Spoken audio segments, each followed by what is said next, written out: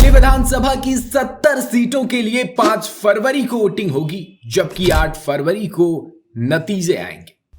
दिल्ली इस बार मुफ्त की बारिश में भीग रही है। कुछ पार्टियां एक तरह से वोट खरीदने का काम कर रही है, लेकिन एक पार्टी ऐसी भी है जो सिर्फ जनता के मुद्दे पर चुनाव लड़ना चाहती है, और वो पार्टी है भारतीय संपूर्ण क्रांतिकारी पार्टी। तो चलिए मुस्तफाबाद विधानसभा से भारतीय संपूर्ण क्रांतिकारी पार्टी की प्रत्याशी आशा चौधरी से सुनते हैं कि उनका क्या कहना है मुस्तफाबाद सीट को लेकर। पार्टी की क्या तैयारी है, कैसे उनकी पार्टी आम आदमी पार्टी और बीजेपी को टक्कर दे पाएगी।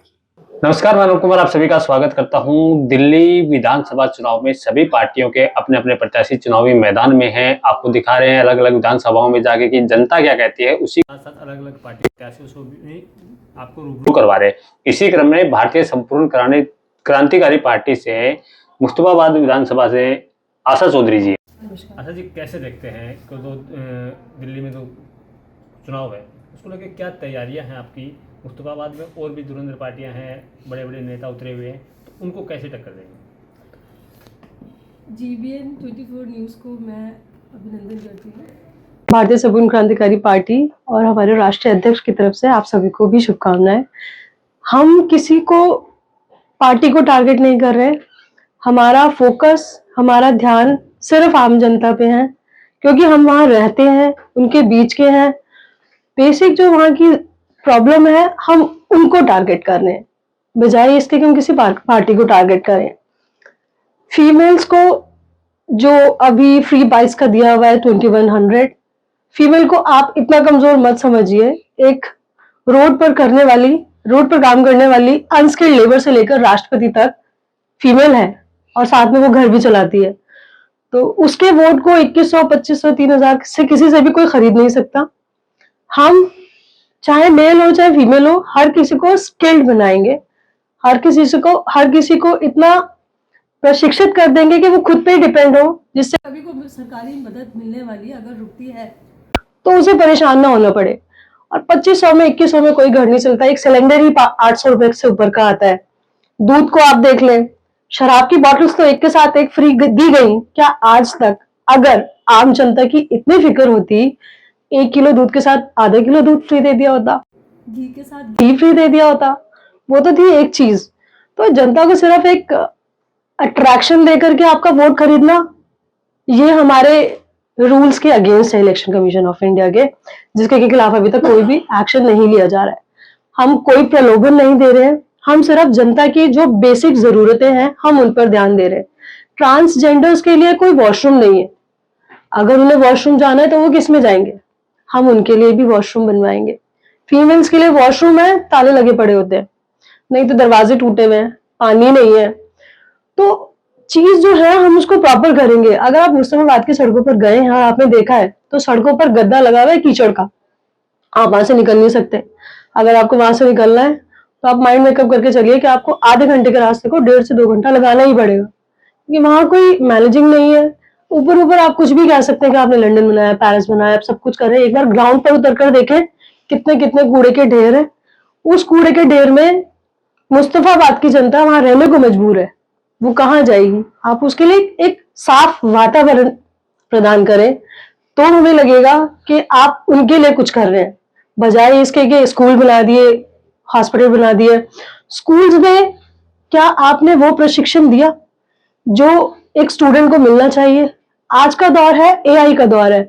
हमारी पार्टी सरकार में आती है, सरकार पे बनाती है, तो हम AI पे फोकस करेंगे, जिससे कि हमारा नींव मजबूत हो, हमारा देश आगे स्ट्रॉन्ग बने। हम फ्यूचर के पर्सपेक्टिव को ध्यान रखते हुए काम करना चाहेंगे।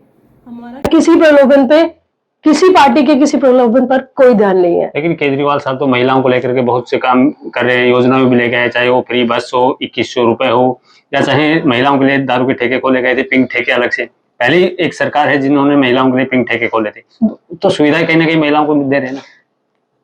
पिंक ठेके की बात तो ना मैं पीती हूँ ना मुझे इसके बारे में मालूम है। और रही बात बसेस, ठीक है बसेस थी, लेकिन मैंने भी बस में ट्रैवल किया है। बसेस में बैठने वाले उनके कंडक्टर्स, जो उनके कमेंट्स होते हैं वो अलग होते हैं। औरतों को देखकर बस स्टैंड पे बस रोकी ही नहीं जाती है।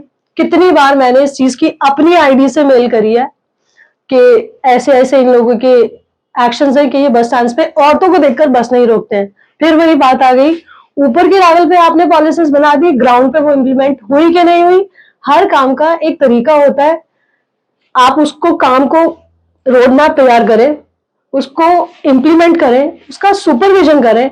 बिना इम्प्लीमेंटेशन, बिना सुपरविजन हर काम बेकार है। बातें हवा में करने के लिए हर कोई बहुत बड़ी कर सकता है। और अब तो चुनाव के दौर में तो आप देखें कई जगह गड्ढे भी खुदे हुए हैं, काम भी कर रहे हैं। लेकिन क्यों? अगर 5 साल एक इंसान के पास अगर टाइम है और अलॉटेड बजट का 50% भी अगर काम हो जाए ना, तो हम दिल्ली को पेरिस के मुकाबले में ला सकेंगे, अगर कोई दिल से इस लेवल का काम करे तो।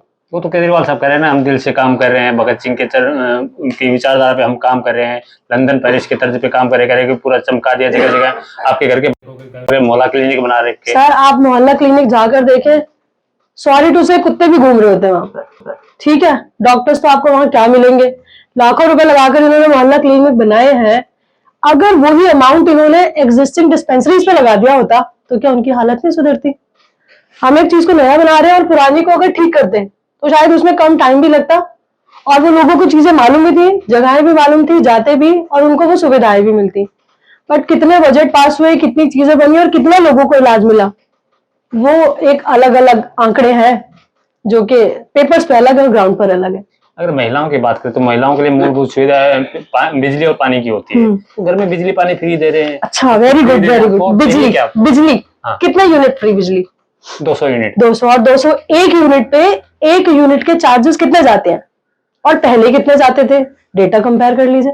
ठीक है, तो वो फ्री नहीं है, वो और आपको डबल चार्जेस है। आप उसको टेक्निकलिटी को समझे, थोड़ा फ्री दे दिया है लेकिन उसके ऊपर जैसे ही 1 यूनिट एक्स्ट्रा जाता है आप उस यूनिट के चार्जेस देख लीजिए। 1 किलोवाट 3 किलोवाट पे कब कन्वर्ट हो जाता है आपको नहीं पता चलता, वो फिर आप उसको 1 किलोवाट पे नहीं ला सकते।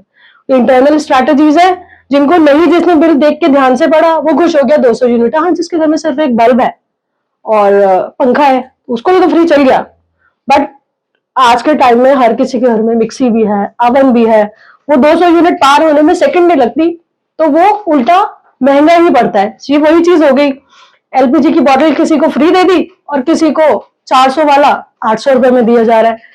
कोई किसी को कुछ फ्री नहीं बांटता, बोली वाली जनता से ही सब पैसा लिया जाता है, कैटेगराइज करके उसको अलग अलग देते थे कि इसको हमें यहाँ से वोट मिलेगा, हमें यहाँ से वोट मिलेगा।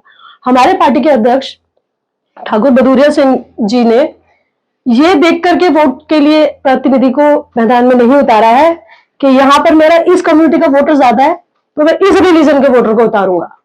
उन्होंने बहुत समझदारी से हर वोटर को एरिया एलोकेट किया है कि आपको इस एरिया में इस तरीके से काम करना है। रिलीजन देख के वोटर्स का हमने प्रलोभन नहीं दिया, ना हम उस हिसाब से हमने वोटर्स को डिवाइड किया। बड़ी बड़ी पार्टियों का स्टार प्रचारक मैदान में है, आज योगी जी की भी एंट्री हो गई है, तो कहीं ना कहीं कह रहे हैं कि छोटी मोटी पार्टियां हैं तो वोट काटेंगे कुछ और चले जाएंगे। अगर हम वोट काट रहे हैं तो कभी को जब ये बड़ी पार्टी बनी है, ये भी तो कभी छोटी पार्टी थी, इन्होंने भी तो वोट काटे थे। और हमारे इंडिया में, भारत में सबको हक है अपने हिसाब से जीने का, बोलने का, मर्यादा के अंदर। तो अगर हमारी अपनी पार्टी है, हम यहाँ पर चुनाव लड़ रहे हैं, हमें भी राइट है, जैसे पहले कभी उनको हुआ करता था, वो बड़ी पार्टी बनी है, हम जनता को साथ लेकर चल रहे हैं, हम इनसे बड़ी पार्टी बनेंगे। वैसे टारगेट किस पार्टी के वोट काटने का? बीजेपी कह रही है कि ये हमारे वोट काटेंगे, आम आदमी पार्टी कह रही है कि ये हमारे वोट काटेंगे, तो किसके वोट काटने की टारगेट? हम आम जनता की मदद के लिए आम जनता का वोट लेंगे, हमें किसी से कोई वोट काटने की कोई जरूरत नहीं है। अगर वो कहते हैं ना कि 1% अगर आप सत्ता में आ जाते हैं, आप वहां की जनता आपको आशीर्वाद देती है, तो मेन मुद्दे आपके किस फोकस रहेंगे? प्राथमिकता के तौर पे कौन से मुद्दों पे काम किया जाएगा? देखिए, जनता का ना साथ हमारे साथ पहले से ही है, जनता ने ही हमें चुना है कि हम उनकी तरफ से लड़े, क्योंकि हर आज की डेट पे हर किसी को एक अलग ऑप्शन चाहिए। 5 साल एक पार्टी रह ली, 5 साल एक पार्टी रह ली, तीनों पार्टीज रह चुकी हैं, तीनों के काम अगर आप सड़कों पर उतरेंगे आपको सब कुछ दिख जाएगा। छप्पर वाले घर भी दिखेंगे, टीन वाले घर भी दिखेंगे, और उन टीन वाले घर में आपको इलेक्ट्रिसिटी का मीटर भी दिखेगा। कई बार कहते हैं कि ये यहाँ के नहीं है, अगर वो यहाँ के नहीं है तो डॉक्यूमेंट्स कैसे बने और कैसे इलेक्ट्रिसिटी का मीटर लग गया? आप अपनी बात पर नहीं है। तो हम यूनिफॉर्मली सबके लिए काम करेंगे, हम स्किल्ड बनाएंगे, एजुकेशन में एआई सिस्टम इंप्लीमेंट करेंगे। वॉशरूम का बहुत प्रॉब्लम है, क्योंकि आज की डेट में लड़कियां भी फील्ड के काम पर उतरी हुई हैं।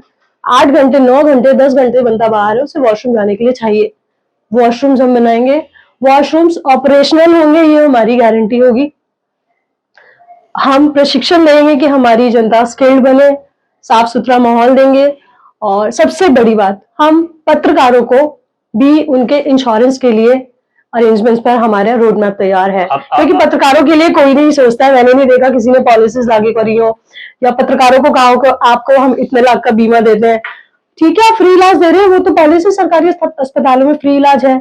और बीमा आपने एग्जिस्टिंग गवर्नमेंट ने बीमा कंपनीज को टाई अप किया, इन्फोर्समेंट किया, या अदरवाइज आपने उनको कुछ कहा, वो उन्होंने पॉलिसी दे दी, और वो है सब फायदा उन्हीं का। इलाज वैसे भी होना है, वैसे भी होना है। लेकिन अगर आप किसी गवर्नमेंट हॉस्पिटल में जाते हैं, सीटी स्कैन के लिए, पेट के लिए, एमआरआई के लिए, मशीनें खराब होती है, बाहर लिख दिया जाता है, आपको पैसे देने पड़ते हैं, तब वो टेस्ट होते हैं। हमेशा से मुस्तफाबाद में दो पार्टियों के बीच फाइट रहती है, आम आदमी पार्टी और बीजेपी के बीच। अभी हैदराबाद के भाईजान भी वहां चुनावी मैदान में आ गए जी, तो उनका कितना इफेक्ट पड़ेगा? सर फिर वही क्वेश्चन आता है, हमें किसी के इफेक्ट से लेना देना नहीं है। जो मतदाता आज की डेट में बहुत समझदार हो चुका है, उसे अपना भविष्य देखना है। प्रेजेंट में उसने जीना छोड़ दिया है, भविष्य जीना चाहता है, भविष्य को अच्छा जीना चाहता है, इसीलिए वो हमारा साथ दे रहा है। और पॉपुलेशन के मामले में इंडिया बहुत आगे है। अगर कोई भी पार्टी जो इतने सालों में रही है थोड़ा सा भी प्रोडक्शन हब बनाती, तो हम वर्ल्ड की टॉप मोस्ट डेवलप्ड कंट्री होते। और यहाँ तो डिवाइड एंड रूल की पॉलिसीज इतनी चल रही है कि उन्हीं से फुर्सत नहीं है, तो कहाँ से हम डेवलप्ड कंट्री बनेंगे? पॉपुलेशन वाइज हम जितनी हाईएस्ट लेवल पर है, एक बहुत बड़ा प्रोडक्शन हब बना सकते हैं, जिसकी तरफ किसी पार्टी का कोई ध्यान नहीं है। इन्फ्लेशन की तरफ कोई ध्यान नहीं है, जॉब्स की तरफ ध्यान नहीं है, एजुकेशन की तरफ ध्यान नहीं है। जिस कंट्री की एजुकेशन स्ट्रांग है, वहां का सोच अच्छी होगी, बंदा आगे बढ़ेगा, इंसान आगे बढ़ेगा, तो वो एक जब फर्स्ट लेवल डेवलप होता है तो एंड तक वैसे ही सब कुछ अच्छा जाता है। तो हमारा कोर वर्क होगा नींव को मजबूत करना।